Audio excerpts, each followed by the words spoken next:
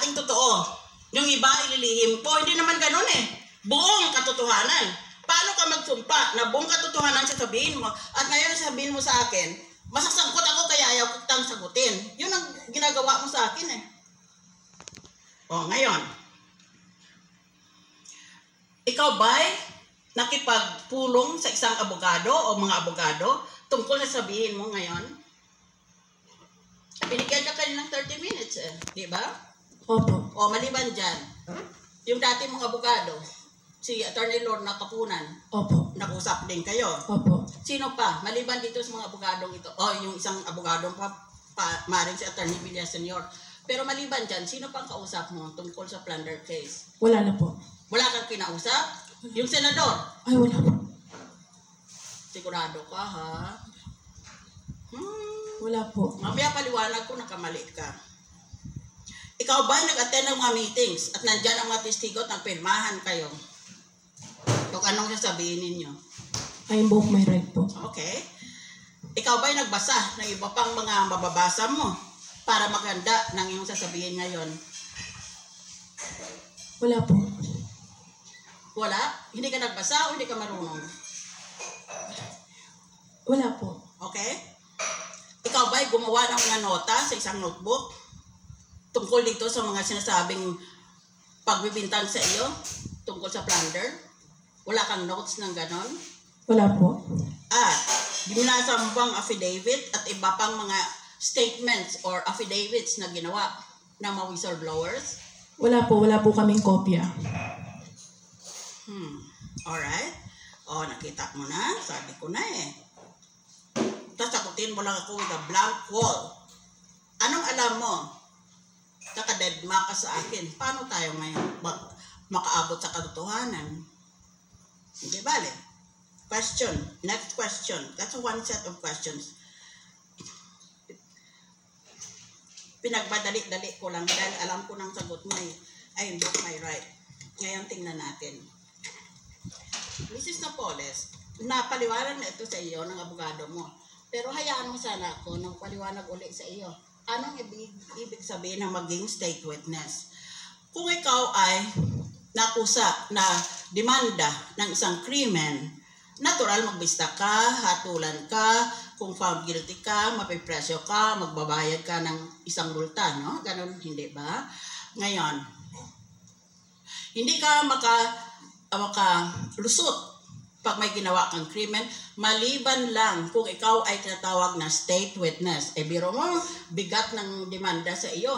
Punishable by 20 to 40 years imprisonment. Sinabi yan sa iyo ng abogado mo, sigurado ako. Mga 50 years old ka pa lang eh. Plus 20, 70 ka na paglabas mo.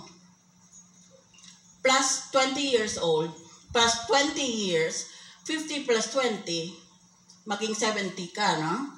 50 plus 40, maging 90 ka na. Kasing tanda ka na ng tanda. Ngayon lahat yan, papasukan mong gulo na yan dahil ayaw mo lang na magsabi ng totoo. Pinoproteksyonan mo ang tao na baka siya ang pinaka-guilty.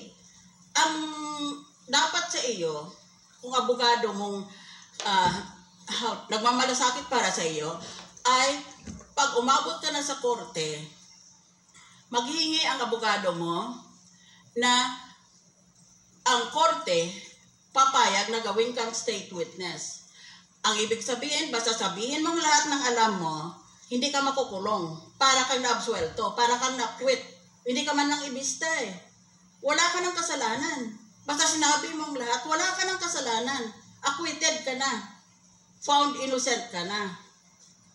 Pero, kung hindi ka state witness, mabista ka, pagpalagay lang natin na found guilty ka, you will suffer a penalty of imprisonment of 20 to 40 years.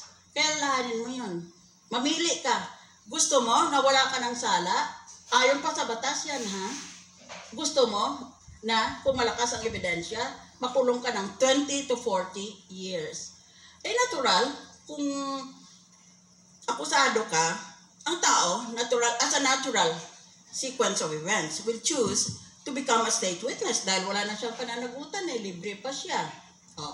Ngayon, babasahan kita ng Rules of Court na libro ko rin. Pero hindi ako libre magsabi ng gusto ko. Kung hindi, sinusunod ko sinabi ng Korte Suprema. Nakita mo itong libro na ito, Rules of Court Annotated by Miriam Defensor Santiago.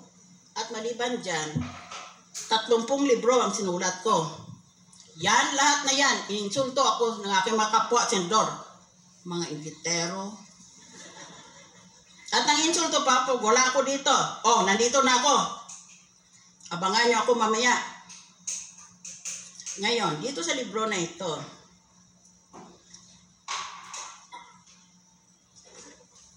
mahirap lang kasi pag nakapaligid ka ng inggit eh. Ano nang ang hinahanap ko sa iyo? Oh well, anyway. Imamaryo ko na lang. Sabi ng korte, Rules of Court.